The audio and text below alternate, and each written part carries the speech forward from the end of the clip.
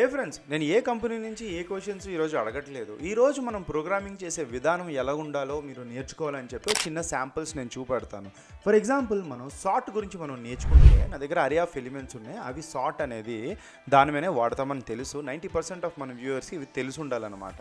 Okay, దీన్ని నేను console dot log చేసుకుంటే ఏదైనా అన్ఆర్డర్డ్ లిస్ట్ని డిసెండింగ్ టు అసెండింగ్లో మనకి ఇక్కడ చూపెడుతుంది అనమాట. Okay, like this, from descending to ascending, small to big. దీన్నే మనం బిగ్ టు స్మాల్ చేయొచ్చు అంటే ఇంకొక తెలివైన వ్యక్తులు ఏం చేస్తారంటే వెరీ సింపుల్, దాని ముందు మనం రివర్స్ అని పెట్టేస్తే మనకి బిగ్ టు స్మాల్ వచ్చేస్తుంది అంటారు అనమాట.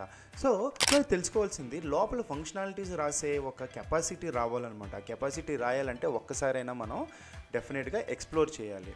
ఓకే, ఏ కామా బి అంటే ఏంటో మీరు తెలుసుకోండి. ఇలా కన్సోల్ డాట్ లాగ్ రాసి, ఓకే, ఇక్కడ నేను రిటర్న్ ఏ మైనస్ బి అని పెట్టిన ఇందాక small to big, okay, descending to ascending. అలాగే బి మైనస్ ఏ అని పెడితే అసెండింగ్ టు డిసెండింగ్ అని వస్తుంది. ఇప్పుడు ఒక సింపుల్ క్వశ్చన్, ఆ క్వశ్చన్ ఏంటంటే I want to sort the elements where even numbers first రావాలి, తర్వాత ఆడ్ నెంబర్స్ తర్వాత రావాలి. దీనికి మళ్ళీ ఎలా రాస్తారో కమెంట్స్లో పెట్టండి. అండ్ అడుక్కునే పొజిషన్కి నన్ను తేవకండి, ఎందుకంటే కమెంట్స్ పెట్టడం చాలా సులభం. మీరు ఉన్నారని నాకు తెలుస్తుంది. Thank you.